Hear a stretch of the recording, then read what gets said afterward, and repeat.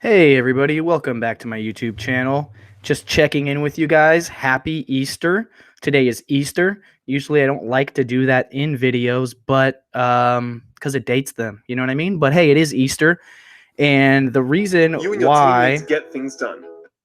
I hate YouTube lately. So, my bad, but I don't know how to solve that problem yet. When I'm watching the comments, I can't mute it before I go live, so then I go live, then I forget, and blah blah blah. Anyways, my bad. Purpose of this live, guys, is to bring first off, to welcome all of the new followers to the channel. Welcome. If you're here because of the Gary V shout out on Instagram, that actually kind of drove a lot of traffic to my profile. And I just wanted to check in with you guys and make sure you were up to date. Some of you guys are not resellers at all and are interested in reselling and just have no idea what to do. Should you sell on eBay? Should you sell on Amazon? What should you guys do? And also, because I haven't put out a YouTube video for the last week, which is kind of lame considering I broke 100,000 last week. Thank you so much, guys, for the 100,000 subscribers. I couldn't be more grateful. I am prepping the $60,000 plus giveaway. It might be a $70,000 giveaway before we get it ready. So to celebrate my 100K subscribers, I'm giving away a ton of prizes. I guarantee, actually, I can't guarantee, that's a lie. I'm fairly certain that if you, and that doesn't stand up in court, but I'm fairly certain that if you participate in this giveaway that I do, you are going to win something amazing. You'll definitely win something, but it might be amazing. We have over $2,000 of cash to give away, over $20,000 of consulting with proven Amazon sellers. We have several lifetime subscriptions to different softwares, some that cost $100 a month. It is going to be insane. But I just wanted to let you guys know it's still happening. Everything's going down. The team is planning it. Tomorrow we have a meeting to figure out how to coordinate the packages because we have to package the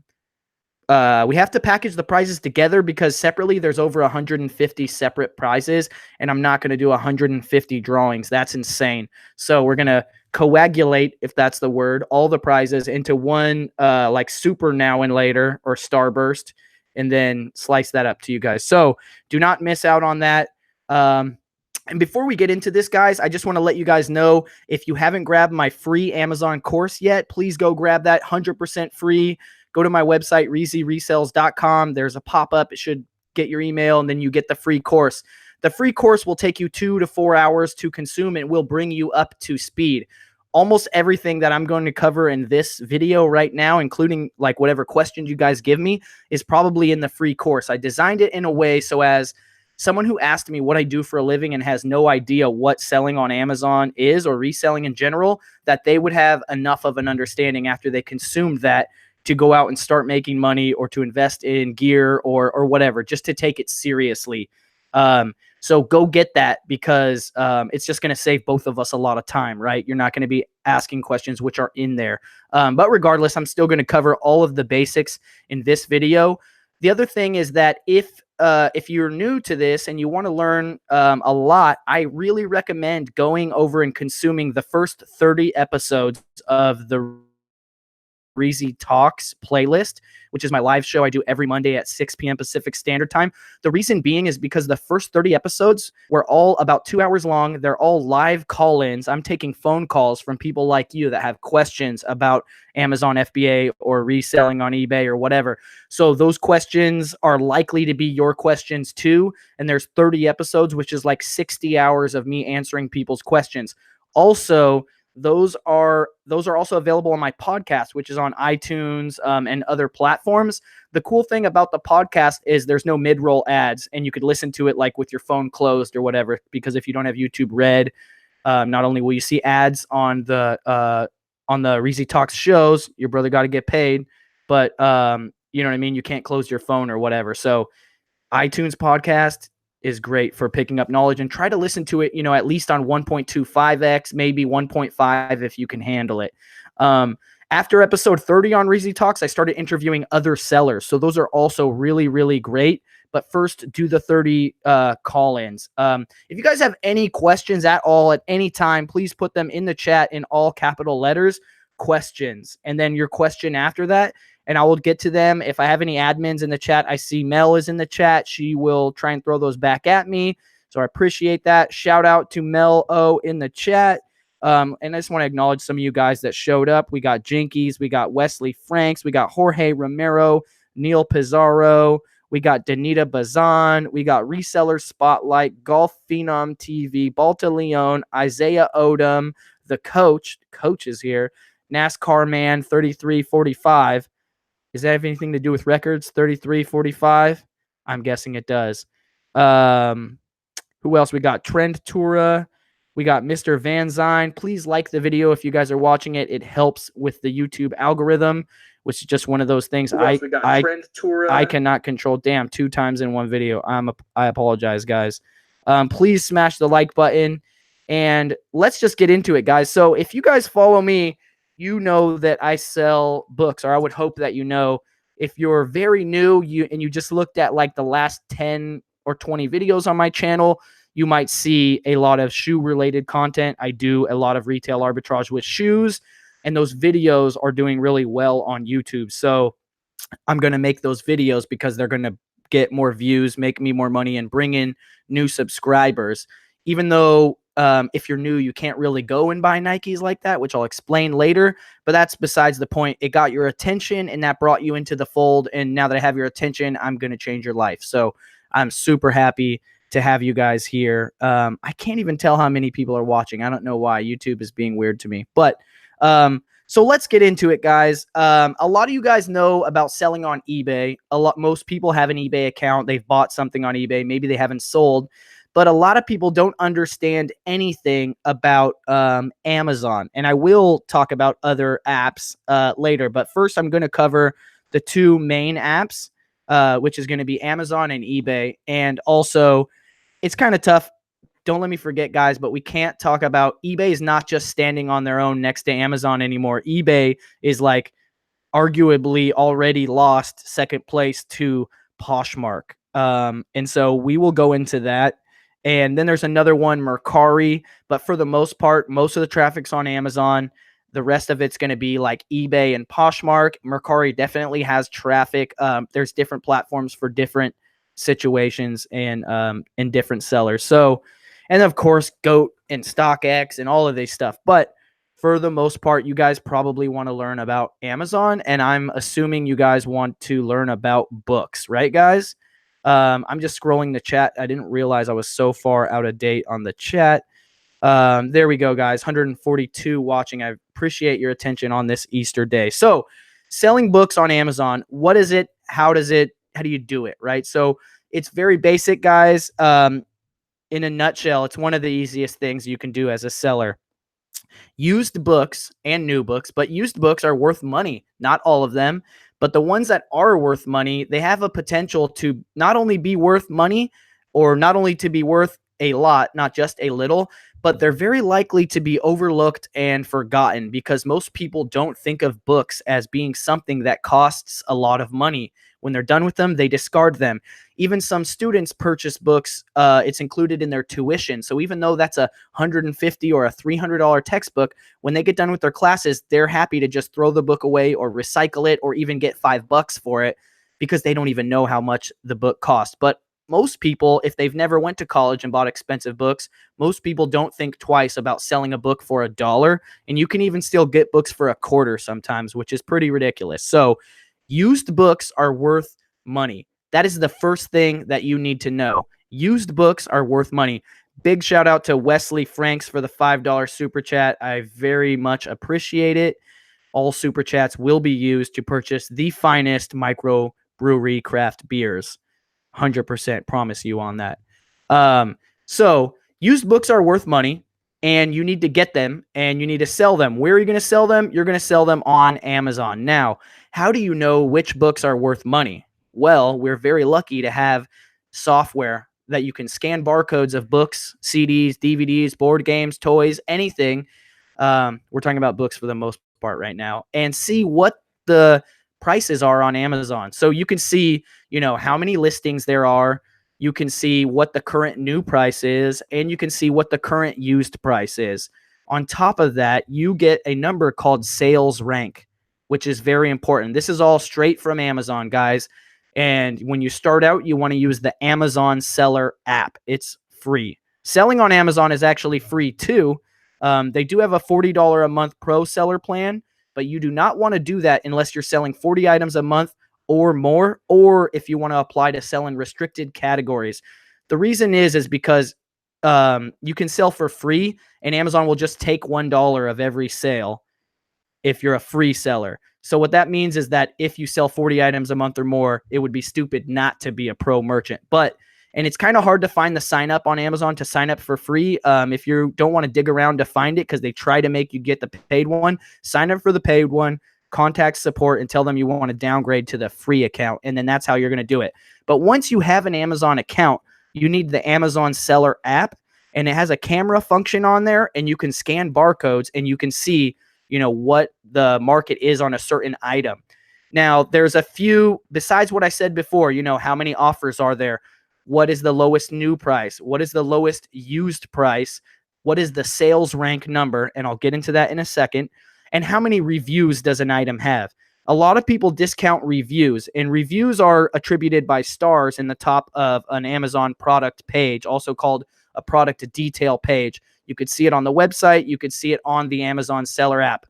The stars, right? So it should show in parentheses how many reviews they have, and then the rating. Like, is it 3 stars, meaning, they're not all getting 5 stars, or is it 5 stars, meaning they're all getting 5 stars? But how many reviews is very, very important, because think about this, guys. How many things have you ordered off of Amazon? Okay. Now, how many reviews have you left for products on Amazon?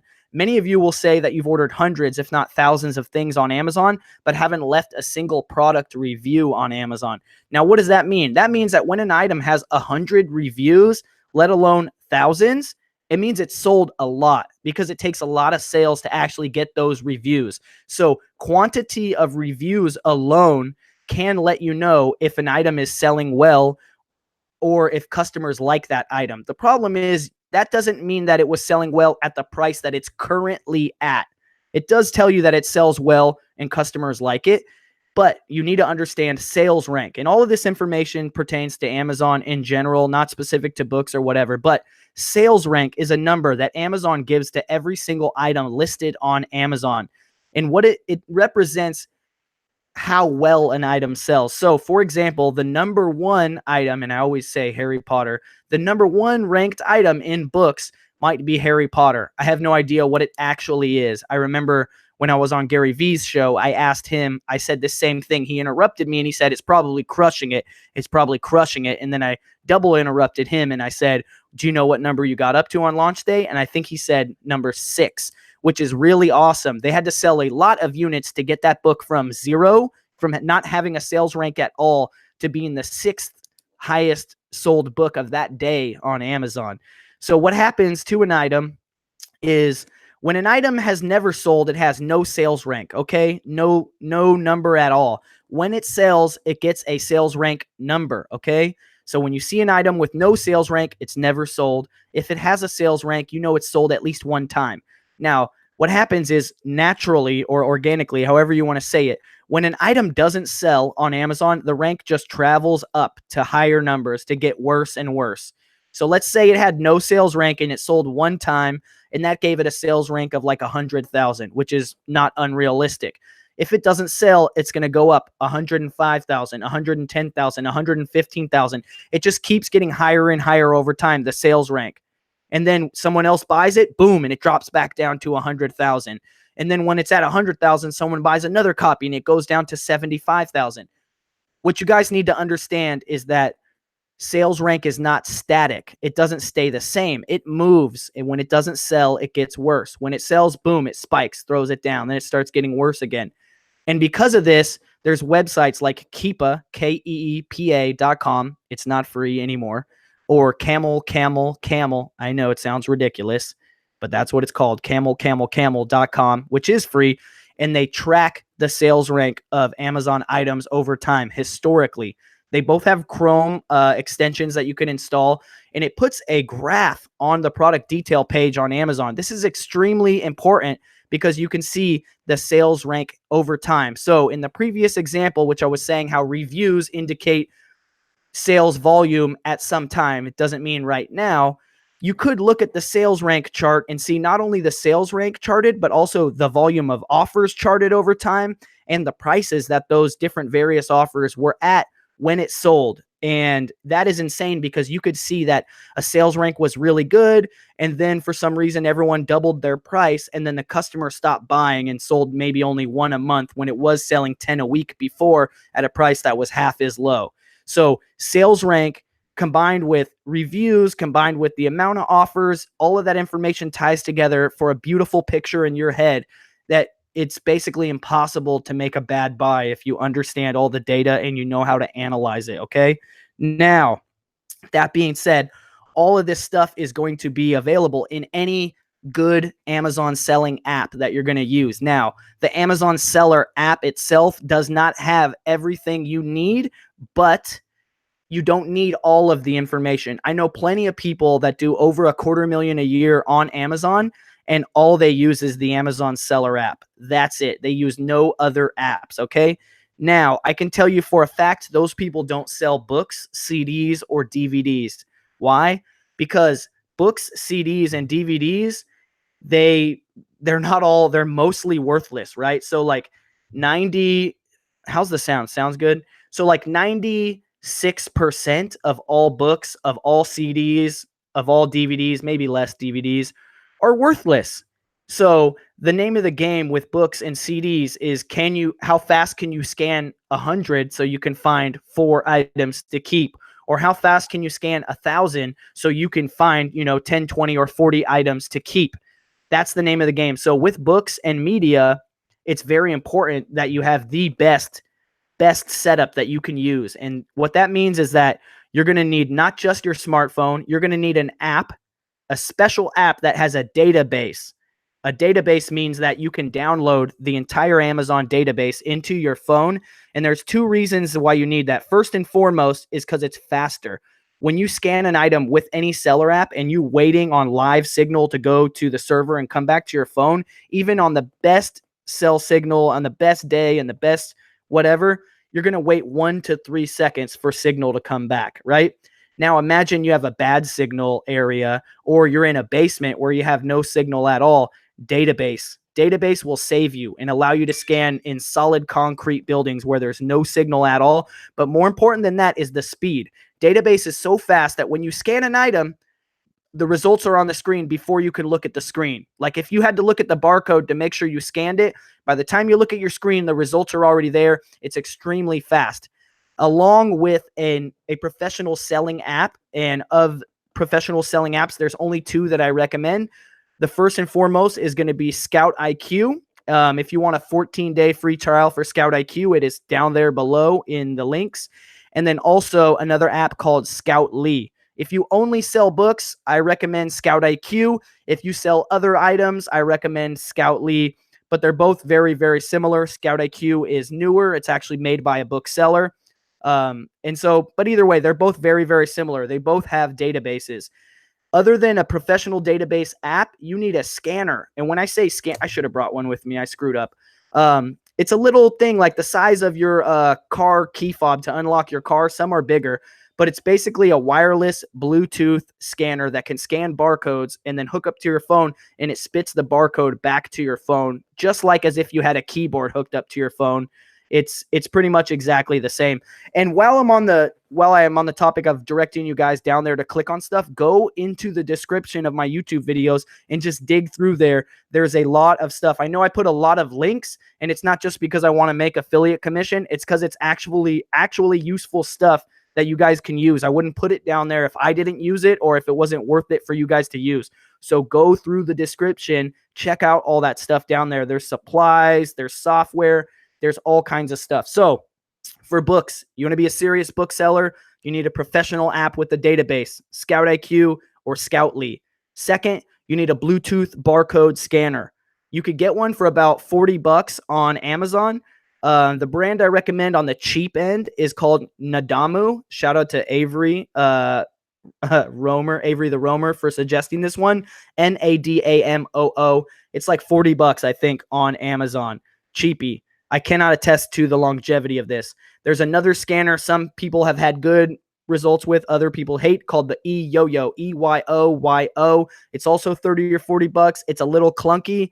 Some of the scanners that I recommend, which I've been recommending for a long time, so they're actually hard to find and the prices have gone up. The Opticon 2000 series. So the Opticon OPN 2002, the Opticon OPN 2006. Be careful with the 2000 series. Some of them are collectors, meaning it's just for taking inventory. It doesn't have Bluetooth. Outside of the Opticon, that is my favorite scanner, hands down. There is the Comtac, Koamtac. The model number that I recommend is the KDC 200i. Okay.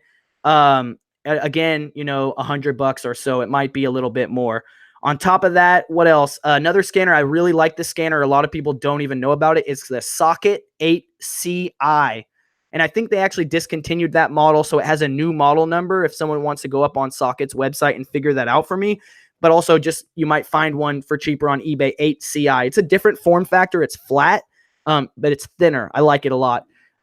Let's see. What other scanners are there that I would recommend? Any modern Bluetooth scanner is going to work with your phone as long as it has HID mode, which stands for human interface device or human input device. It will work, which I would find it hard to believe that any Bluetooth scanner nowadays doesn't have it. So there's even some Chinese ones you can get. I mean, they're all probably made in China. Some no-name brand ones on eBay and Amazon. Socket makes some other ones that are like larger and more durable. You could get a full-on like point of sale one. I've seen people using those. What else is there? There is there's a couple more. I'm losing my grip here. There is, Motorola. Motorola and Symbol both make a couple smaller size Bluetooth scanners. So check those out. The moral of the story, guys, is that almost any one will work. So don't get caught up on, the one I want's 150. You should be able to find one for like 175, maybe even 50 if you get lucky. But some have weird issues. A couple are slower than others, and you really need it to be super duper fast. That's a video I'm going to make in the future. I want to get one of every scanner and then create a real world test where I have like a shelf of 100 books and just run through them and compare the different scanners. So someone in the chat, Landshark Picker, says the eYoYo was $40. So there you go with that. So we've covered books are worth money.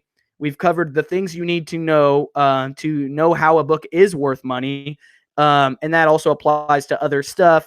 We've covered the apps that you need, so any modern smartphone, Scout IQ or Scoutly, a Bluetooth scanner, and you have to have the database app for those phones, right? So for that, you just scan the books, guys. You scan them, you analyze the screen, you can set up triggers to alert you by headphones, and that's just simply how you tell what something's worth. So the next thing we're going to go into, I believe, is where to get books. Unless I'm missing something, let me know where you guys want me to take this conversation, because where to get books is, I think, what we're going to cover next. And I can't cover like all the deets in this, but like I'm packing this full of information for you guys so that you will be able to go to work tomorrow. Essentially, you might have to look up a couple different things. Like I'm not going to show you how to like package a box right now. You know what I mean? But okay. Repricer is important. We're going to cover that in a second. A repricer. And yes, shipments to FBA. Okay, we'll cover this. This is good. I'm going to talk about FBA right now, guys. This is very important. Let me know. So, and if I'm skipping anything, let me know, because I'm freestyling right now. So FBA. This is very important. Remember those three letters. It stands for Fulfilled by Amazon. This is the best thing about Amazon. So there's two things or three things, I guess, that make Amazon so amazing. One is obviously the traffic. They have all the traffic. Two is the fact that unlike eBay, you don't have to photograph and describe listings. They're already there. You just click sell mine. You describe the pre-described condition, which they tell you what it means. And then boom. The third best thing about Amazon is Fulfilled by Amazon, which is a service where Amazon lets you as a seller send your stuff to Amazon's warehouses, and then they store it for you, and it gets the Prime logo, Fulfilled by Amazon, and then people buy it. They don't even know it's coming from you. They think it's coming from Amazon, and then Amazon pulls the item and ships it to the customer. You get happy customers that get stuff super fast with guaranteed returns. Amazon's UPS shipping is very cheap. And it allows small sellers like me and you to scale their time and focus on shipping stuff off to Amazon in one large lot instead of shipping it to your customers individually. Because think about this, if I have a box of 100 items, I could ship one box of 100 items to Amazon and then let them deal with that, and I can go back to finding more items to send to Amazon. Versus if I sold 100 items myself, I would have to stop and wrap 100 items individually, weigh 100 items, post 100 items for that. It would take forever. So you're just scaling your time and you're batching it. Good. Thank you for the reminder. Craig reminded me to cover the types of books that are worth money. That's a good little nugget I'll drop in there right now. So let me know if we're unclear on FBA and why it's amazing and why you need to do it. And I can revisit that. But right now I'm going to cover the types of books. I actually just wrote Craig Spoon instead of writing the type of book. So thank you, Craig. So guys, as far as the types of books that you're going to sell, the reason I didn't say this right off the bat is because I taught you how to scan book barcodes and the data will tell you which ones to buy. But aside from that, generally, these are how books are going to go from the top to the bottom. There's like very rare books that sell not too often that are worth a lot. I'm talking like $500 plus, $300, $500, whatever. They sell once a year, twice a year. Those are very rare. So that's at the top of the funnel. Next is going to be textbooks. Now, textbooks comprise probably most of the profit in the book market. I would like to actually see the numbers on this. But so rare books, textbooks, educational textbooks, specifically ones that are like less than 8 years and even better, less than 4 years, because textbooks are printed in 4-year cycles. Rare books, textbooks, nonfiction books, okay? Nonfiction, books that teach you how to do something, okay? DIY, books that are about history, books that are about music, nonfiction, okay? Fiction is entertainment, and entertainment has a fixed rate. You can only charge someone so much to entertain them for X amount of time, right? It wouldn't make sense to sell any fiction book about a story for $80. You know what I mean? But if I'm going to teach you how to weave wicker baskets or whatever, and I'm the world's best basket weaver, and this is my book, it might be an $80 book. You know what I mean? It makes sense. Like, and once you understand that, it can just help you as far as like which books to grab when you're in situations where you can't scan everything, or where it's beneficial to have an eye and an understanding for stuff, so where you can save time by grabbing, cherry picking, we call it, the ones first. So hopefully that covers it. Thank you very much, Craig, for throwing that back at me, because I would have definitely skipped it. Please hit me with anything else that you guys think that I'm missing, because I am going on to now sourcing books, where to get books, and then we're going to do Reprice, or then we're going to do Shipments, a little tiny bit, whatever I can describe verbally, and then we're going to go over Repricers. So let me hit this question real quick, and please, guys, you guys are a part of this live show. Whatever you want to know, or if you already know it and you think others should know it, throw it out there so I can grab it, harness it, and then freak on it for a second. So, and also please like the video. I'm getting dehydrated out here. Hold up. Reezy flask moment. Hold up. All right. Hydrated. So, what profit margins should you aim for as a beginner? That's very dependent on your capital situation, right? And what your time availability is and everything. But here's another question, Kevin. As a beginner, focus on the process, not the profit. So focus on making a shipment and getting it shipped off to Amazon and actually letting those items sell. Whether you make money, I'm not telling you to go lose a lot of money, but if you shipped off 100 items to Amazon and you lost a few bucks overall, that's actually a win, because you're familiarizing yourself with the process. Focus on the process. Once you have the process down, then you can focus on the profit, okay? Focus on the process and then the profit. Start with all the stuff you guys have around your house, right? So this is a good thing I'm going to write, how to start. How to start. So if you're starting, don't go out and buy stuff to sell. Everybody that's watching this, almost everybody, probably has $100, $500, $1,000, $2,000 worth of stuff in their house right now that they don't need, they're don't using. You don't even want it anymore. It's in a box. You haven't seen it since you moved last, that you could sell on Amazon. or eBay. So get your account set up, get the Amazon seller app, start walking around your house. And I call this shopping your house. It's free inventory, right? So there's no risk, and scan stuff and learn how to use the app and to understand what's worth money, what's selling, what's the sales rank, how many offers, what's the price, how many reviews. If you're unsure, send me a screenshot of the items that you scanned in your own house and DM it to me on Instagram, and I'll let you know if that's a good item to send off. But start with that. And if it's good, because if you make a mistake, it's not going to cost you a lot. You're not invested money. It's just stuff that was laying around your house. And people even have new stuff laying around their house, like some gifts people gave you. You didn't really want it. You know what I mean? Like sealed still. So start with that stuff. Go through your books, go through your CDs, go through your DVDs. Unfortunately, CDs and DVDs are restricted on Amazon for new sellers. That's actually another good thing to go over is restrictions. Let me write this down real quick. So I briefly covered how to start. We could go into that more, but like it's pretty obvious. You guys get it, right? Restrictions, guys. So when you see me buying Nike shoes, Adidas shoes, Disney stuff, Star Wars stuff, Lego stuff, a lot of those big brands that you want to sell, you're restricted on, guys. Why?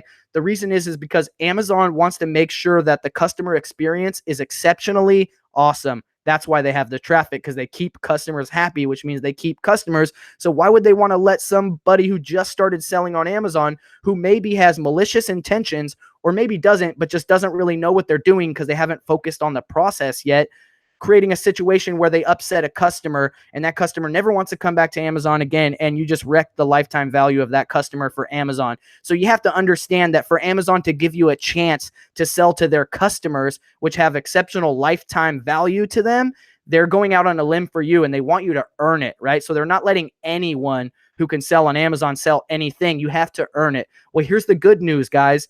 If you sell as a serious seller on Amazon for 6 months to a year, Amazon will begin to trust you and will begin to open up to you. And you will hit a level known as auto ungating or maximum approval. And what that means is that when you request approval to sell certain brands, Amazon will let you sell it and it will just open up the world for you. Now, nobody knows exactly what the metric is, but we know it's got to be units sold, dollar value sold, amount of feedbacks, etc. Something like that. But anybody who's serious about selling on Amazon can get approved to sell Nike, one of the biggest ones that everyone wants, within 6 to 12 months if you're serious. Now, this is what I really, really recommend books for, guys. So books are the best way to learn Amazon, hands down. I don't care whether you want to sell private label, wholesale, online arbitrage, retail arbitrage, you need to learn with books. And if you want to know how much money you need to get started, you don't need any money. The Amazon seller app is free. You need to eat top ramen for a week instead of going out to Chipotle. You know what I mean? Quit the Chipotle, get on the top ramen for a week, and you'll have enough money to buy your first amount of books that you need to get going in the game. But books are very low risk, guys. So books cost like $1, and on average, a profitable book you're going to sell for about $10. I don't advise people to sell too many books for less than 10 on FBA. A $10 FBA sale pays out about $3 and change. So if you could get that book for $1 and get it to Amazon for 35 cents, you're going to make $2 profit on a $1. So that's turning $1 into $3. $1 spent, $2 profit, turning 1 into 3. You got it? Don't confuse profit, what you know what I mean, with total return, cost of goods, like figure all that out. But books are not restricted. Most books, almost all books are not restricted. If you encounter a book that's restricted, you can sell it on eBay. It will be fine. But books are by far the least restricted category. And as you go through, you can build a huge business selling, 20, 30, 50, 100 books a day, and very quickly in 6 months or less, prove to Amazon that you're serious. And that will allow you to start doing other things, whether you want to keep doing books, whatever. But books will get you there 100%. Let me see. Question. Tell my wife that selling books makes money. What's your wife's name? If you're looking at this camera, I want you to know that used books are worth money. I promise you, they're worth a lot of money. People still buy books, okay? Until my Kindle battery lasts longer than like 4 days, I'm still going to be buying books. People think the same thing about CDs, which guess what? If you go to a car lot, all those 2020, 2019 cars, those 2020 future cars, they still have CD players in the car. CDs still sell, and DVDs sell even better.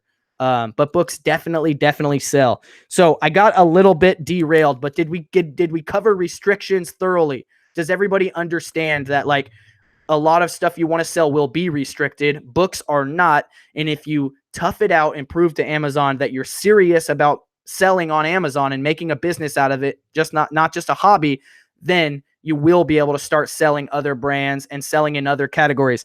One thing I did forget to mention, guys, is that if you are a pro merchant seller, you can apply to sell in restricted categories and restricted brands. I keep doing this thing with my finger. I don't know why.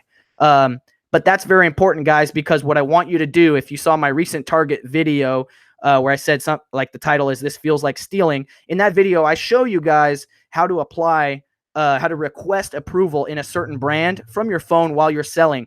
So as you go along as an Amazon seller, when you find something that you're restricted in, you don't want to just go, dang it, I can't sell it. First, you want to look to see if you can sell it on eBay to make money. And then you want to highlight the ASIN, or you probably want to do this first. Highlight the ASIN from the Amazon Seller app, open up Chrome browser on your phone, log into Seller Central, inventory, add a product, put the ASIN in, request approval to sell. If you're lucky, you'll get approved right there. Now, the longer you've been selling on Amazon and then been proving to them, the more likely you are to get approved. So that's there. We got restrictions. Restrictions are covered. Are we good on restrictions, guys? I think we're good on restrictions. Restrictions covered. All right. What's next, guys? Where to get books, repricers, or shipments? Where are we going, guys? Let me know. I'm going to answer a couple questions while we wait. Unavailable balance as a new seller is hurting my cash flow. Does it go away after time? I don't know what unavailable balance means, but if you're having cash flow issues and you have actual sales to back it up, if you're like me, I have to wait 14 days for Amazon to send me my money. Then you can get an advance like on a daily basis through Payability. And that is, you can even get a $200 bonus for using my link, which is go.payability.com/Reezy. But just look into all that stuff, read the terms and the rates and see if that's worth it for you. But if you're waiting for your money to come back, that could be a huge thing for you. Beyond library sales, do you create relationships with libraries and the employees to find more inventory? Definitely. So relations, so it's definitely going into the where to get books section real quick. So let me go through over here and go down to the bottom and let's see. Repricers, what ranking do you suggest for books? This is a question which if you were listening earlier, you wouldn't need this question, but check it out. What ranking do you suggest for books to sell quickly? Now, this is the reason this is not a good question is because this question means you don't understand sales rank. Sales rank is not static. So, for example, if I told you, oh, books under $1 million, if it's under $1 million, it'll sell decently fast. If I told you that and you believed me, then what would happen? You would find a book that maybe it's worth $30 and you scan it and the rank is 1.1 million. Now this is Monday, right? Let's say on Monday you scan this book, 1.1 million, $30. And you don't buy it because it's over $1 million and you only want to buy books that are going to sell fast. That's a bad idea. This is theoretical bad idea. And you don't buy it on Monday. Well, what happens is Monday while you're asleep, someone buys a copy on Amazon and the rank goes from 1.1 million down to, I don't know, 250,000. On Tuesday, if you scanned that book and it had a rank of 250,000, would you buy it or would you not buy it? So sales rank is not so important. Now we're lucky enough to have average sales rank. Some apps have average sales rank, but both of the two apps that I recommend, Scout IQ and Scoutly, have a metric that measures the amount of days that have gone by with an item selling in the past 6 months. So eScore, which is what it's called on Scout IQ, can have a number. The eScore can be any number from 0 to 180. If it says 0, that means that 0 days have passed in the last 6 months where that item has sold, which regardless of the sales rank, you can look at it and say, man, 6 months went by and this hasn't sold.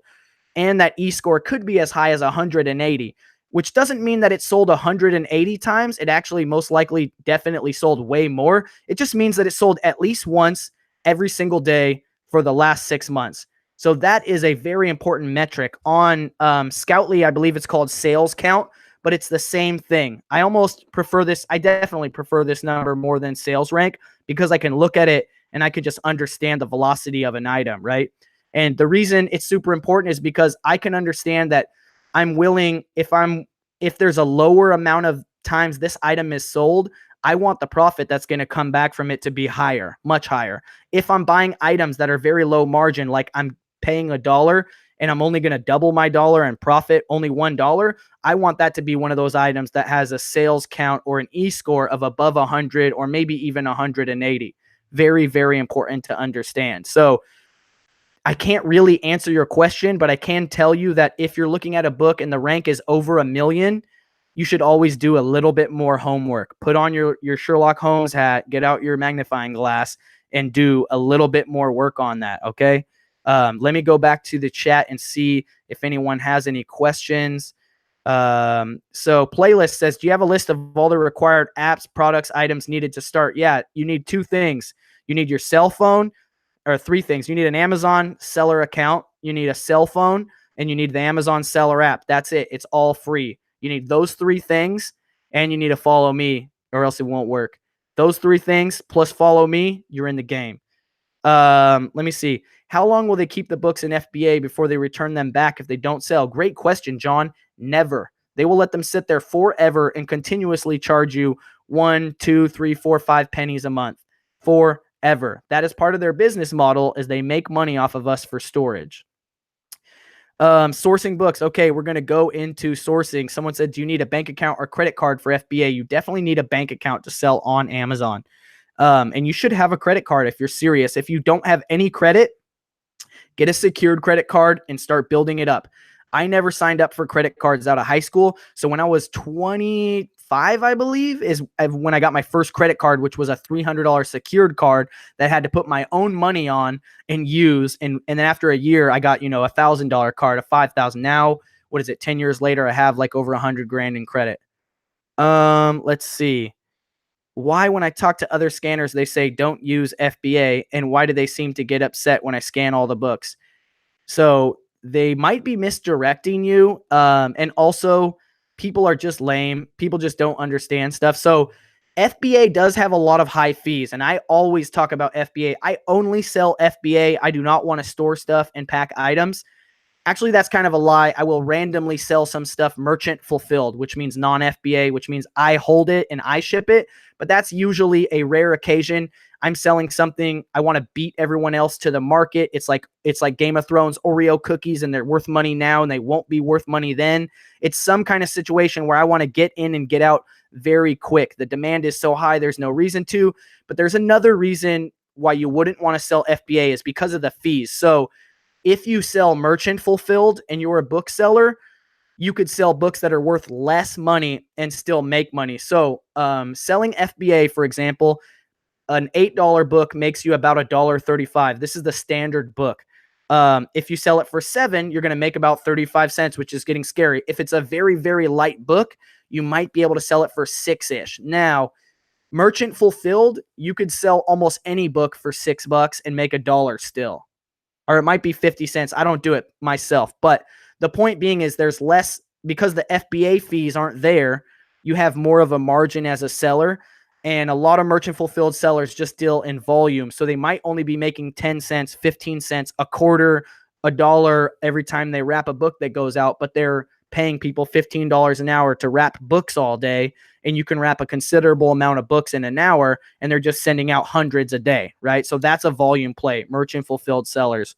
But otherwise, I think a lot of booksellers, especially older ones, are scared of FBA. I mean, if you see someone using a PDA still, just run the other direction. You can't trust anything they say.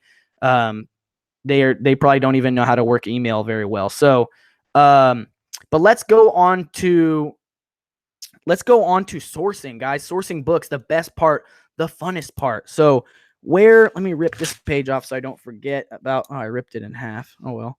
Sourcing books, guys. So there's some of the best places to source books are from library sales. You might think that when you donate books to the library the library puts them in the library. It couldn't be further from the truth, and I know everyone thinks this, but it's wrong. What happens is the library sells the books 99% of the time, maybe 100. They sell them to get money to fund the library, because the library has a long list of books they need to replace from kids that rip pages out, and they need a new copy machine and blah, blah, blah, blah, 3D printer. So they hold book sales, and they all partner with an organization called the Friends of the Library. The Friends of the Library, which is tied to the library, runs the donations and the monetization of them for the library. They kind of report to the library. There's an amazing website called booksalefinder.com. It's called Booksalefinder. I think it's called booksalefinder.com. Yeah, booksalefinder.com. Booksalefinder.com. Go there right now and sign up. Put your email in there. Everybody who sells books is on this email list. Put in your zip code and put in your mom's zip code, anybody you know that can work for you, and they will notify you when the book sales are coming. So the book sales, the library book sales are very important. You need to be a member of the library, which usually costs money, 20 or 50 bucks, and you need to show up on the preview sale. So if the library sale says it's on Saturday and Sunday, they're very likely having a preview sale on Friday or a members only Friday, and you need to be there on that night. All of the money books will be purchased on the preview sale, and some even before, because some of you slick resellers are out there partnering with the library as a volunteer, and then they let you go out before the general public. So that's a good one right there if you pull that off. But library sale, book sale finder to go to library sales, ran by the Friends of the Library. Make sure a member of the library. It's also worth noting that not every sale is listed on Book Sale Finder. So contact all of the libraries in your area that you can physically get to, and make sure you're on their email lists, and make sure you get copies of their calendar, and make sure you know when they're having sales. If there's a good library having a sale that is not listed on Book Sale Finder, it could be a serious gold mine. So very, very important. And when you go to these library sales, it's going to be very, very cutthroat. You need to have a Bluetooth scanner. You need to have database mode, and you need to have headphones. You need to have triggers set up on your scanner to automatically notify you, ding, ding, when a book you scan meets your criteria. And then you just blaze through them. I'm talking 1 second a book. Scan them as fast as you can to find items. And you're going to be doing this for 4, 5, 6 hours. It could be 5,000 books, could be 10, 20, 50,000. Sometimes I go to sales so big I haven't even scanned everything, or my whole team hasn't scanned everything, and they're kicking us out. Like, I'm always the last person at the book sale. I don't think I've ever been to a book sale where I wasn't the last person that left on the preview night. But by far, library sales are going to be one of the best ways to get books. Another place for books is going to be thrift stores. Thrift stores are very huge. So, but you can't just walk in to the thrift store and scan the books. I mean, you can, but you can't take that as a realistic slice of the pie, right? Because someone could have came before you, or maybe they didn't get any donations today. You don't know. What you need to know is you need to get your finger on the pulse of that thrift store. You need to know how often do they get books? How often do they put them out? If they put them out every day, what time do they put them out? Do they put them out after lunch, or is it random? If they put them out after lunch, you need to be there after lunch every day. Do you understand? If they put them out random, maybe you can work with them and help them out to where you can kind of get it more, strategically when you're coming. But the goal is for the people who work in the stores to see you as a help for them, because you can help them put the books out. You can help them organize the shelf. You can buy a large portion of the books that were going to go out right now. And another thing you can do is you can partner with thrift stores. You could partner with them on consignment to sell their books for them. You could get the ability to go in the back room and scan books before they put them out on the floor, for as simple as giving Starbucks gift cards to them when you see them, bringing some donuts. Very, very simple. Be a decent human being that cares. Smile, talk to them, get to know their name. Don't think that we're not out here keeping spreadsheets with employees' names and their children's names. And Tommy was sick last week, so when I go in, I know that I need to talk to Joe, and I need to ask Joe if his son Tommy's feeling better, because last week he said Tommy wasn't feeling so good. Do you understand? Don't be just another customer. Kill it. You know what I mean? Be their friend, be their hookup, be their homie. A friend of mine in my mastermind group, he has a restaurant, And so he gives out gift cards or lets people come to his restaurant and eat for free. Now, guess what? They text him when they're putting out the good stuff. They give him backroom access. Okay. There's a lot of stuff that can go from thrift stores. Okay. So, and that's called cherry picking, going to the thrift store, scanning and taking only what you want, right? After that, what you're going to do is, cherry picking. You can also cherry pick at used bookstores. So, for example, you might have half price books near you. You can go there and scan the books and you can make money off them. On top of that, there's a lot of places, even at Costco, guys. Like I'm scanning brand new books at Costco and I'm like, I can make money on these. Now, be careful. You might not be able to sell as new as a new seller, but just to illustrate the ways in which you can get books, right? Yard sales, flea markets, garage sales, put out a business card. Everyone who wants to seriously sell books needs to have a business card that says, I buy books. You know what I mean? You're the book guy. Everybody needs to know you're the book guy. Put a magnet on your car. I buy books. Set up a 1-800 number with a VA to like take calls and check it. Craigslist, Facebook Marketplace, OfferUp, Let Go, all of these things, you can advertise that you buy books, right? And you can also buy books off of these from people. So Facebook groups for college students in your local area, people are selling books. Look them up, make an offer, buy them from those students so that you can then sell them on Amazon. This is actually called the textbook buyback, which you can do on campus. You can make relations with college. That is a little bit too much for me to go into right now. But yeah, I think we covered cherry picking for the most part. You got thrift stores, you got library sales, you have ongoing sales inside of libraries. Some libraries have ongoing sales. So don't neglect the fact that the library sale you're at might also have an ongoing library sale. Luna, can you please shut my door? Appreciate that. An ongoing sale. Ongoing sales might have books that are just as good as the ones that were going to go to the sale. You just have to understand, do they hold all the books, the great books back for the sale, or the books they put out every day in the ongoing sale the same as the ones that would, go out at the library sale? Very, very important. Now let's see. So I think I pretty much covered cherry picking. Let me know if you don't understand cherry picking. Now, another way to get books is bulk books. And I'll start this off with a way you can get bulk books from a thrift store. So if the thrift store likes you, knows you, and you make a connection and they know you're the book guy and you left them your business cards probably a dozen times and maybe they call you and text you, you might be in a position to say, hey, I know sometimes you guys get a lot of books, way more than than you're capable of handling. And what happens when a thrift store usually gets a lot of books, there's only a couple things that can happen. They can either say, hey, we're not going to take these books because our shelves are full, and they don't want to throw the books away, which is actually one of the solutions they do. They'll go and throw away all the oldest books, which might be some books worth money, just to make room for the new books, or they might even turn the donation away, which is crazy. But if you're positioned properly, they might say, hey, we're full, but we don't need these books, but this guy will take them. And you might get a truckload of books for free or for very cheap. Or maybe they learn that you can take them, so they still accept them. Then they call you up and say, hey, Mike, we got 10 Gaylords of books for you for $50 a Gaylord. And then you go pick them up, and that's a dream come true.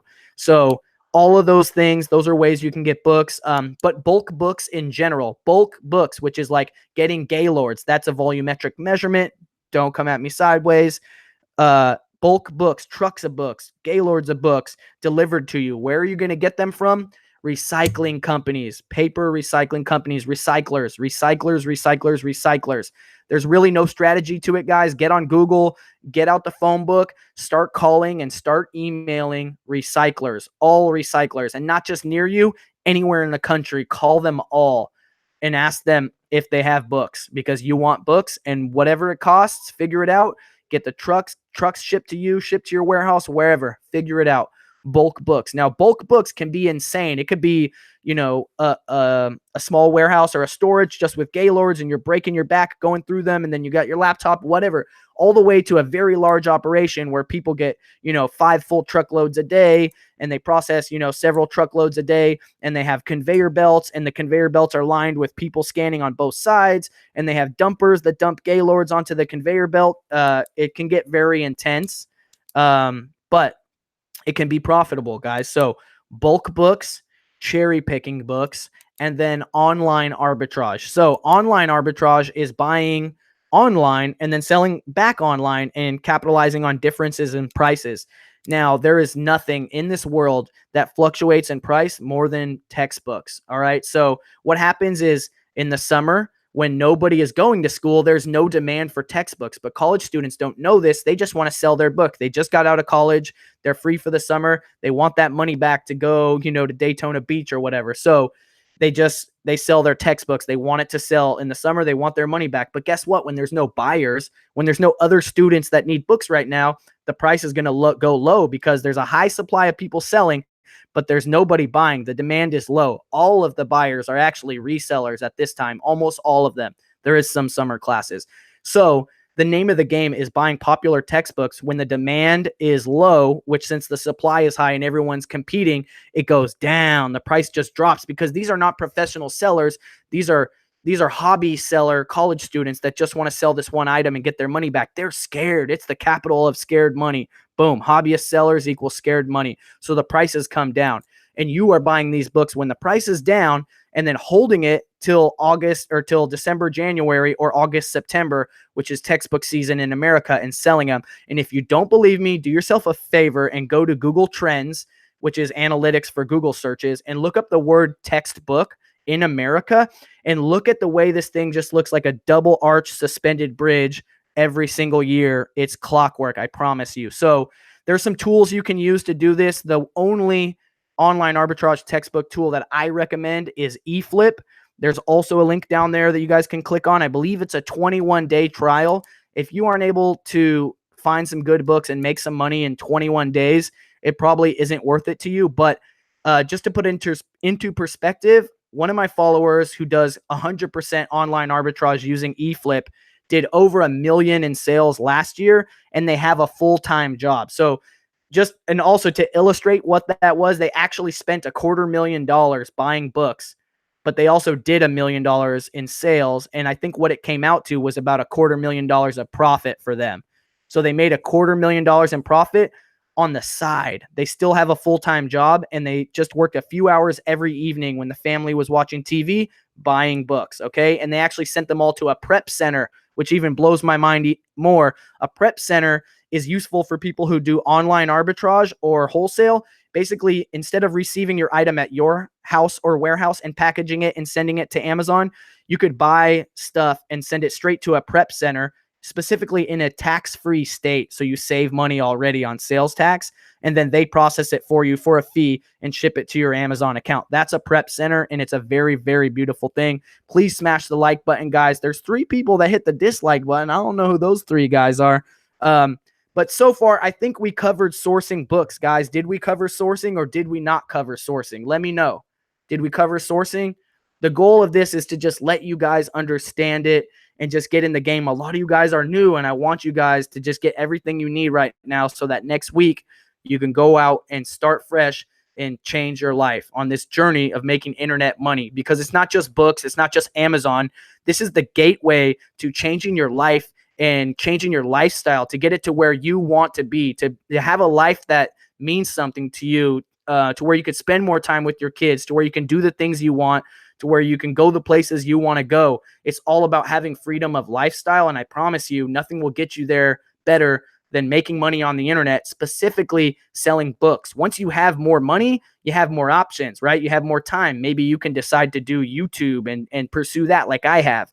But you need to free yourself from the 9-to-5 first. And that starts with slowly building your income till it can replace your 9-to-5 so that you can withdraw from the 9-to-5 and then start to just go, wow, there's limitless options in my life now, right? So let's go. Let's see. Jonathan says, yo, Reezy, I legit just flipped a pair of Nikes. First flip. I got to do better research for comps. Bought at 65 with tax and sold for 80. Lesson learned, right? So you didn't make much money, bro, but or you might have lost money, but you learned, right? Which is good, and I like that. So shout out to Jonathan Stogsdill. Appreciate you out there focusing on the process, guys. Let's see. All right, good. I think we're good, guys. So we covered sourcing. Let's go back. If anyone doesn't know sourcing, are we good? Sourcing, can we move forward? Like sourcing, I don't even know where else you could find books. In the trash at the library? Definitely. In the trash at the law office? definitely. And also talk to people. Anytime you see books, you should just stare at them like all sexily until someone looks at you and like, yo, what's wrong with you? Why are you staring at those books like that? Which is such an endearing stare. And you'd be like, nothing. I just sell books. And they'd be like, wait, you sell books? We've been trying to get rid of these things. Boom. Got a whole encyclopedia set. That's another little knowledge bomb, guys. Encyclopedia sets are worth a lot of money. When you find an encyclopedia set, check if it's complete. Check the first book for the first book of the set, the index or number one for the ISBN for the set, or look it up by title on the app. You might be pleasantly surprised to find some sets worth hundreds of dollars. There's some encyclopedia sets that are worth more than $500. Let's see. What else? Okay, we're going to go into repricers, guys, because I don't see you guys directing me anywhere anymore. So we're going to go into repricers real quick. So what is a repricer? A repricer is a service software that is not free that you use to link up to your Amazon account to constantly monitor and change the prices of your items down and up to make it more competitive with your competition so that you can make more sales to make your price closer to the market price. Because what happens is you list stuff at a certain price and the market either goes the way you wanted, right? And then your item sells, or it goes the wrong way and all of a sudden you're not the lowest offer anymore. You're like the 5th or the 10th, or maybe you're not even on the first page anymore. So before you sign up for a repricer, you should always do it manually. That means going into Amazon, into your Amazon account, to the manage inventory page, reviewing each item. You know, what's the sales rank? How many offers are there? What's the lowest price? And then making your price where you want it to be, which I recommend the lowest of the same condition or better, right? And you're more likely to make the sale. So once a week, you go through and change the prices. Once a day, the more you change your prices. I just sold a shirt on Merch by Amazon. That was the cha-ching alert.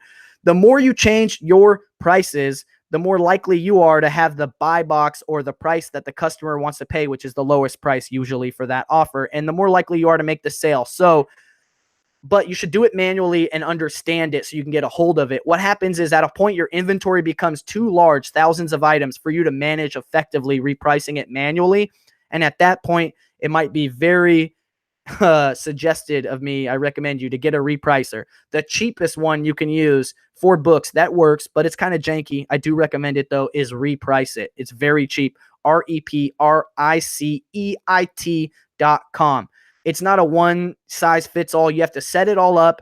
You have to make sure everything's working how you want it to, which means run it, but don't let it go to Amazon. Review it. Once you've ran it and reviewed it several times and it's good, then you can make it live and send it to Amazon. Do not make the mistake of setting up a repricer and not testing it, and then you sell all your inventory for a penny because you didn't set up the repricer right. Do not do that, okay? There's a bunch of repricers you can use. There is Celery is one that I'm playing with right now. There is another one called Be Cool, BQOOL. There's a ton of different repricers in the game. There's App Eagle, but they changed it. What is it called? Informed.co now.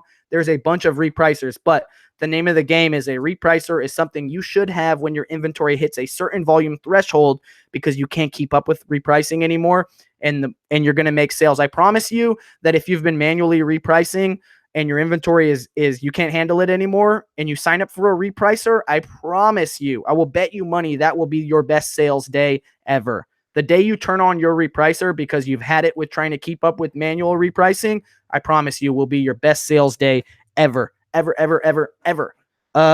that's it, guys. Are we good with repricers? Can we cover shipments real quick? Because I don't know how well I can cover shipments when I'm just describing it. What is your recommended floor price for your repricer? Good question, Mike.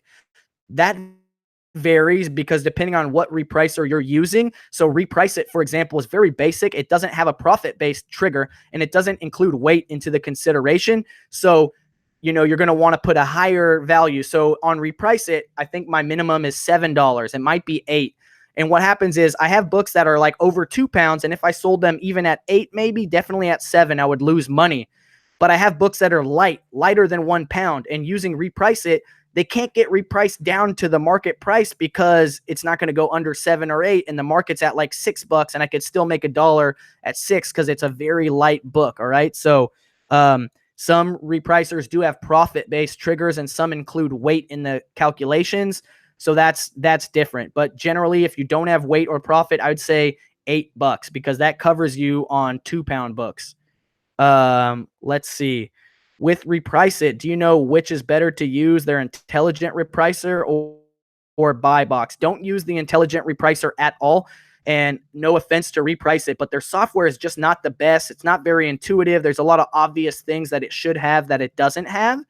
Needless to say, it does what you want for a good price. But based on the fact that it's so lackluster and so basic, I really question what intelligent means by their terms. So I would never use their intelligent repricer, mostly because I don't trust their definition of intelligent, and because there's no behind the curtain. I don't understand what intelligent repricing is, right? So don't do it. In my opinion, you should price for the fulfillment type that you have with the same condition or better. If you're selling merchant fulfilled, merchant fulfilled. If you're selling FBA, FBA, same condition or better. So if it's a like new, it's only comparing to like new or new. Or if it's good, it's only comparing to good, very good, like new or new, not acceptable.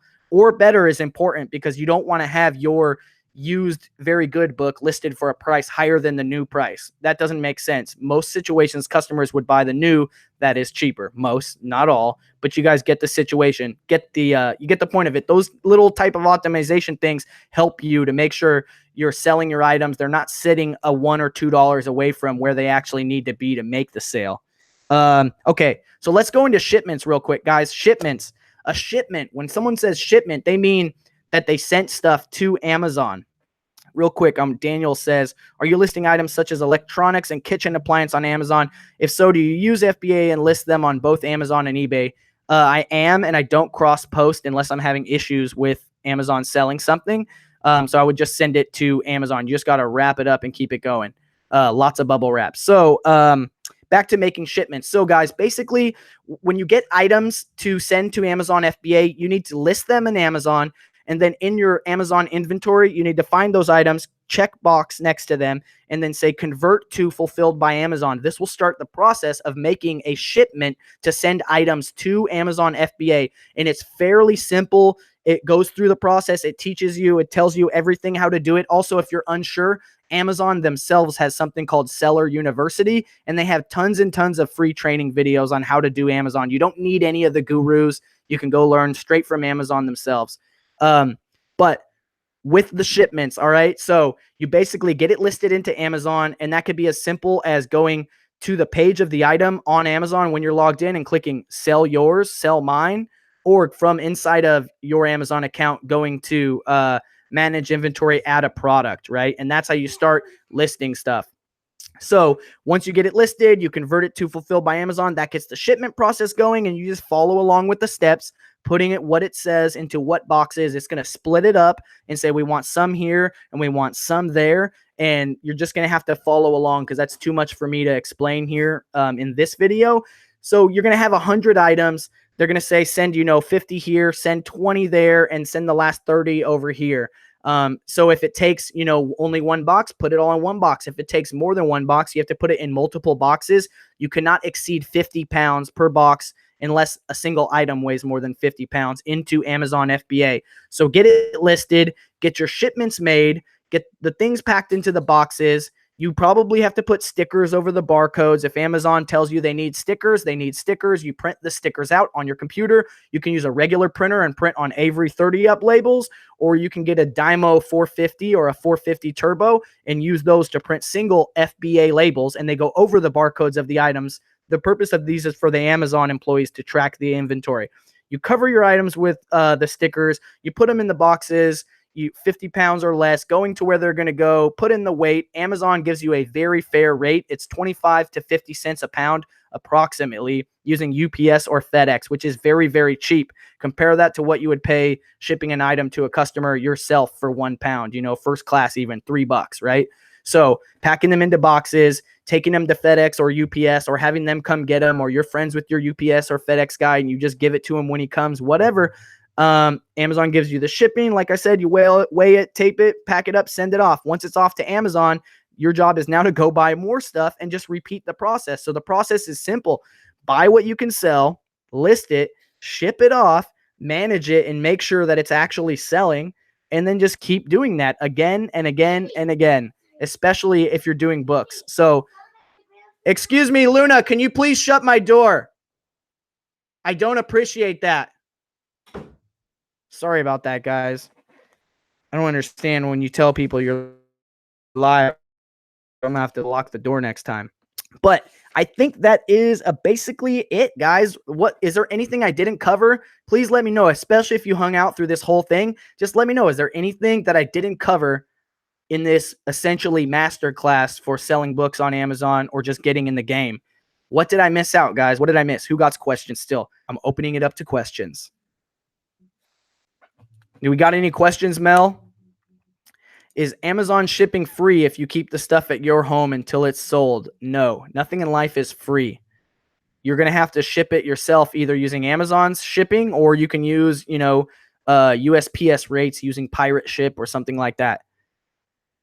Someone's using the eYoYo scanner. Playlist. Does your course cover this? The free course has a lot of this information, if not all of it, but not in this way that I just delivered it to you in a straight through manner. Like, this is a solid nugget. I will probably take this video and add it to the course just because I know I just delivered it in a way that's like pretty thorough. Let's see. Do you always make your own SKUs to go over the original ones? How does that affect the metrics of an item when I'm at the store scanning the original barcode? That question actually kind of makes no sense. So a SKU, which stands for stock keeping unit and actually has nothing to do with the barcode. You do have to put stickers over items, barcodes, but I kind of don't understand what you're saying right there. Mike McCarty says, I normally list no greater than very good for books for speed's sake. Do you list like new? I definitely do list like new, but if speed is the issue, you might want to just keep it at what you're doing. So I have in times when I'm in a rush and I have a day to process 1,000 books. I just been, screw it. We're going to make them all good. I need to get this shipment out today so they're all good. And sure, some are going to be better. Not very many will be worse than good condition. I don't sell a lot of acceptable books. So generally that saves me a lot of time and makes it so that I over deliver with the customer. I might lose a little bit of money because I could have priced higher for a better condition, but it's not so much. And it's arguable. Some people would tell you that condition doesn't matter in the book selling game. I disagree, but I don't have the data to argue with it. So there's that. Mel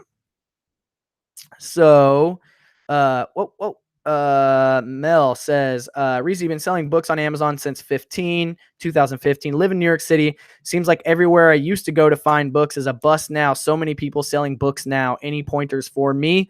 Yeah, unfortunately, there's people like me that ruin it for everybody. But it is what it is. If it wasn't me, guys, it was going to be somebody else. So just be glad that it's your boy and not anyone else. And your boy actually cares about you. So here's the thing. If you're having trouble finding books, try to get a tighter pulse on the stores. Try to find out when every single store, who puts the books out and when did they put the books out? Can you grease their palms anyway? Can you bring them donuts? Can you bring them Starbucks gift cards? If they're notifying another person when the books come out and that person hasn't actually done anything for them and you bring them gift cards, maybe you can become the new person that they're notifying. But first, you need to make sure that they actually do have books and the books are actually still good. And the only way to do that is to go every single day to every store for a week, for maybe 2 weeks, and every day ask when they put the books out. Did they put any books out? And just collect all this data. I'm not joking. Put it in a spreadsheet and try to get your finger on the pulse more. You might just find out that, they're putting the books out at a certain time and another guy comes, and if you come before him, you're good. Another situation is they might have partnered with other sellers or they could be selling them themselves. So you need to figure this out. But what I recommend for you is to make some partnerships, offer some organizations, 40% of the profit, 50% of the profit, and you do all the work. You train their workers because you're the professional Amazon seller that's been selling since 2015. And, they can't keep up with all the changes of Amazon, right? But you can because that's your business. So try and make some partnerships, because when you make partnerships that are mutually beneficial, it's like locked up. No one's going to break that partnership as long as you're producing for your partnership and it's good, right? Because the reality is getting 50% or even 40 or 30% of everything is a lot more than getting 100% of whatever you can get, right? That is a nugget, right? So let's go to the next one. How do I print FBA labels on the 450? You cannot do it using the built-in template. So Amazon doesn't actually support printing on the 450. You need an extension, and I believe it's called AZ Labels. Let me go check real quick. Luna, can you please stop coming in and out of here? No. Shh. This is very unprofessional. I'm sorry, guys. We're having Easter dinner, which I'm going to go downstairs in a second, but I don't know what Luna is doing on a fashion show or something. Yes, so this is called AZ Labels. This is the plugin that you need to get that will modify your page and allow you to print directly from Amazon pages to your thermal printers. Let me go see the pricing real quick. It's $9 a month for 200 shipping labels or 2,000 FBA labels, or $20 a month for 1,000 shipping labels and 10,000 product labels. So we're on the $20 a month program. That would cover almost any seller. The $9 a month program will cover a lot of you, but it actually saves you a considerable time, because besides allowing you to print directly to the thermal printer instead of the 30 up labels, you can also print your shipping labels, like for your packages, directly to the 4x6 printer instead of having to download the PDF, open it in Acrobat Reader, draw the screenshot box around the label, and then tell it to print that. It saves you so much time, and just be able to click once to send the label to the printer, to send all your box labels to the printer, in fact, is totally worth it, even if that was the only feature that they had. Let's see here. I only made $24 the previous 3 months tripping over the details, getting it done work. You'll learn more messing it up than planning. 100%. That's a good comment from Mike Pratt. And actually, if you're someone who just like doesn't do good with like planning and following instructions, and you think you can figure it out, like me, I have ADD to the third power. I throw instructions away. I don't know what the deal is. But anyways, just start doing it. Just start doing it and start making cheap mistakes. Start making cheap mistakes as fast as possible. That means starting with the stuff you have, which is already free. Make as many free mistakes as you can. Then make as many cheap mistakes as you can. And hopefully, once you figure it out, then you can start, hopefully you're not playing with real money until you've actually figured it out. Question, what's the most to spend on one textbook used? You can't really answer that question, John. If this book's selling for 100, I'll buy it for $60. You know what I mean?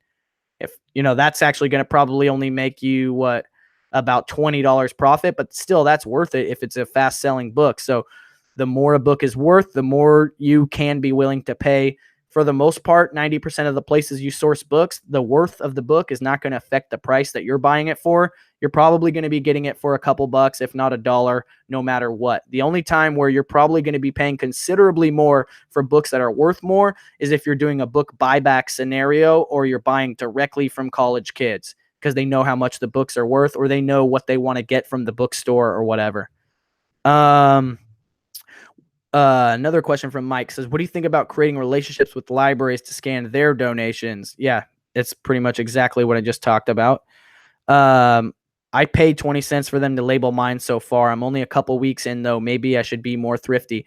Here's the other thing. So what Trevor is talking about is paying Amazon 20 cents an item to sticker his books for him, which is something you can do, and it could save you a lot of time. So if you're a one-person show with very limited time, then I suggest maybe that's something you should do. But just think about, how long does it take to sticker an item? Let's do some math, right? So 20 cents an item. We're just going to say it's 10 cents, and then we're going to double it for the sake of easiness.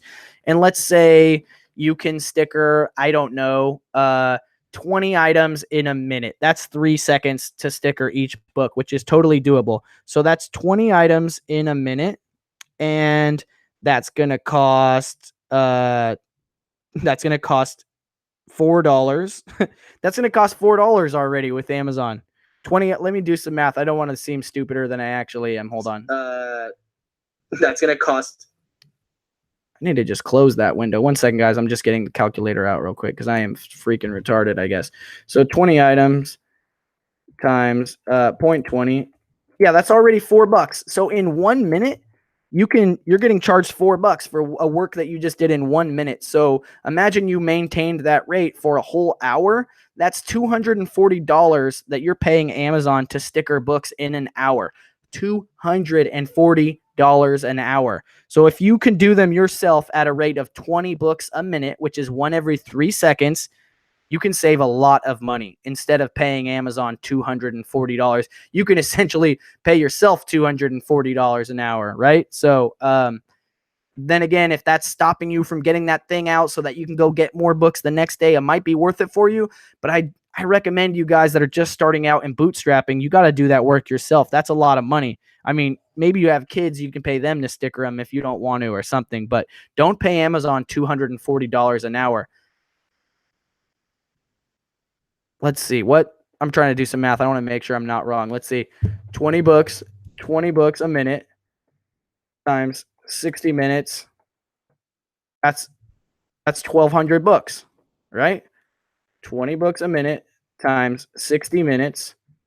That's 1,200 books an hour times 20 cents is $240. That's $240 an hour, guys. So just don't. It's not worth it. All right, guys. Real talk. So let me go back. I think we actually covered everything. What else did we not cover? If you have more money to start, what's the best category of products to get into outside of books? Quinn, that question is kind of hard to answer because a lot of stuff is going to be restricted for you.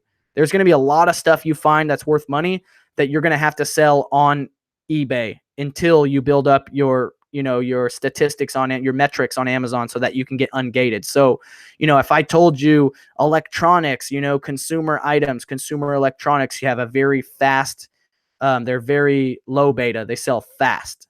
And they're also very expensive though, which means it's a better option for people who have more capital, quick flips, higher average per unit profit. But are you restricted or not? That's the question. So I recommend electronics, consumer electronics, but you're going to be hard pressed finding stuff that you're not gated in. So books will get you there, and then from there you can do whatever.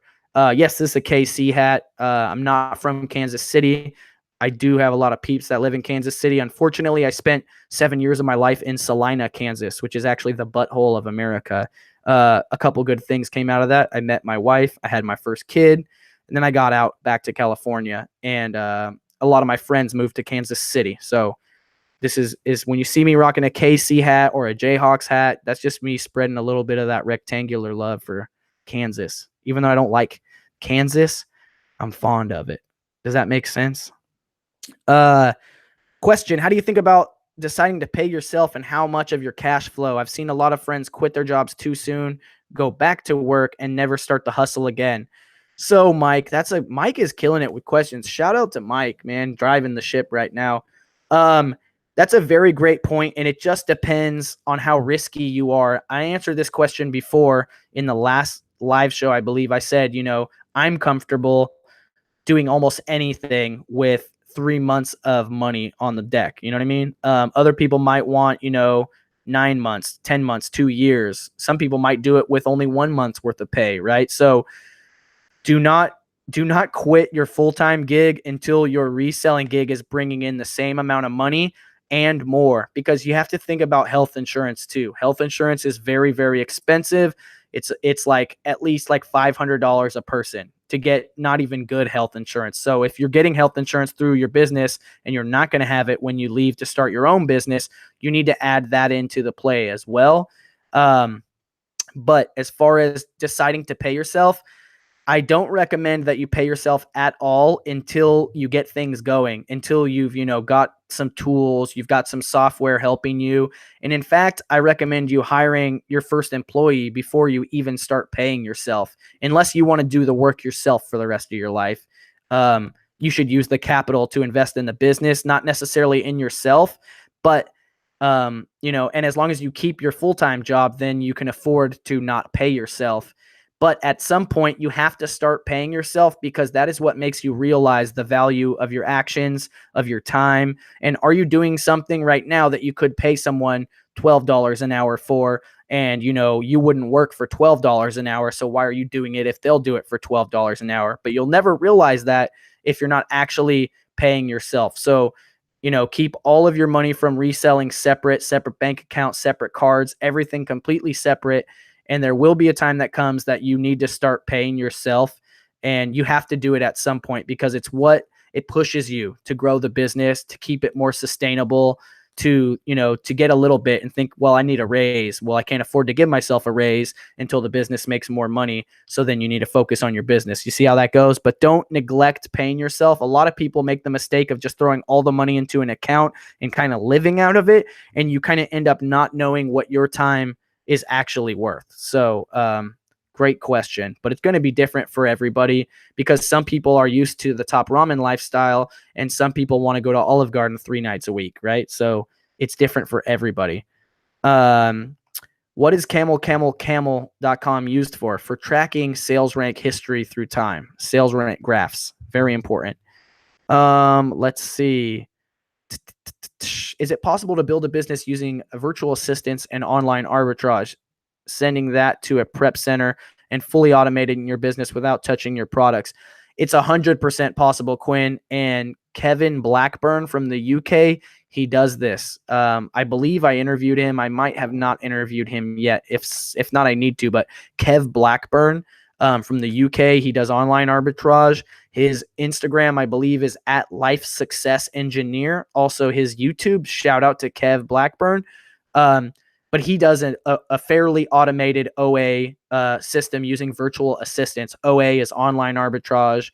And he did it all himself. And then he realized, step by step, he realized he was the bottleneck in this, and then that, and then that. And he slowly replaced himself one piece at a time until now, where all he does now is check in with everyone every day and manage the pricing a little bit. He doesn't actually manage it himself, but he checks in to understand, how many items are priced, how many items are not priced, how many are at 10% ROI, how many are at 20, how many are 30. Okay, those ones, drop those down to 10% ROI, like etc. He's doing minimal work. He's maybe working, I don't want to understate, but like 8 hours a week on his business, maybe less, on as far as managing the online arbitrage. So yeah, online arbitrage is dope.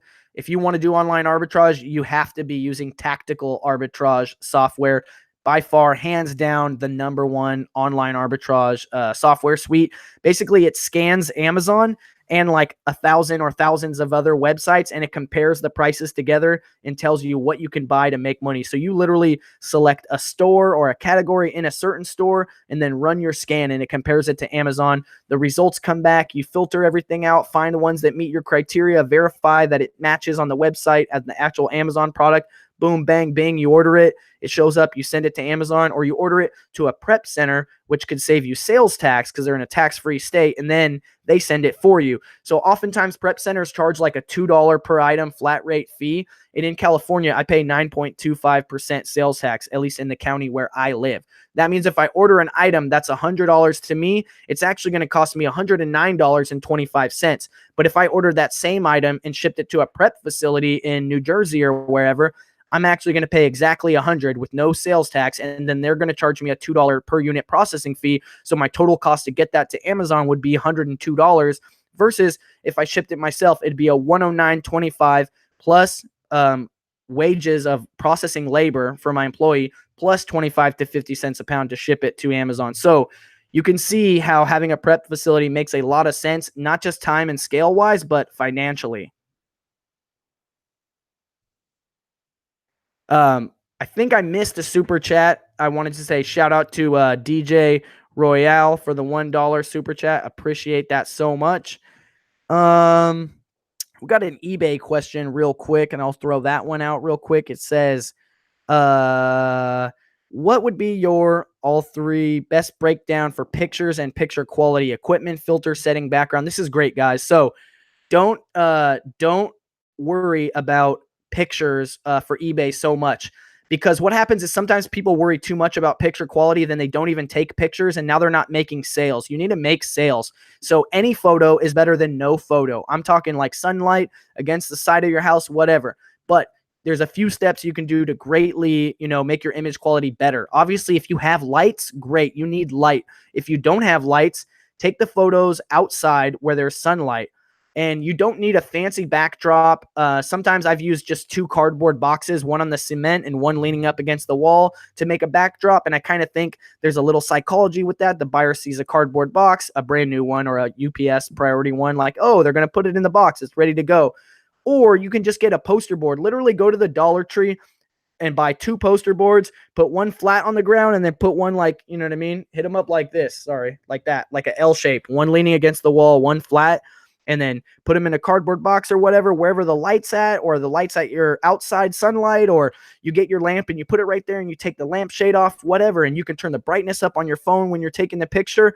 You would be amazed what a couple pieces of poster board and some good light will do. You don't need a lot of stuff, right? It's like, save, if you're going to buy a light box or a fancy backdrop or whatever, it should be because your business is making money and that's afforded to you and because it makes it faster to list stuff. Don't invest in equipment, services, software, employees. Don't invest in nothing for your business if it's not either making you money or saving time.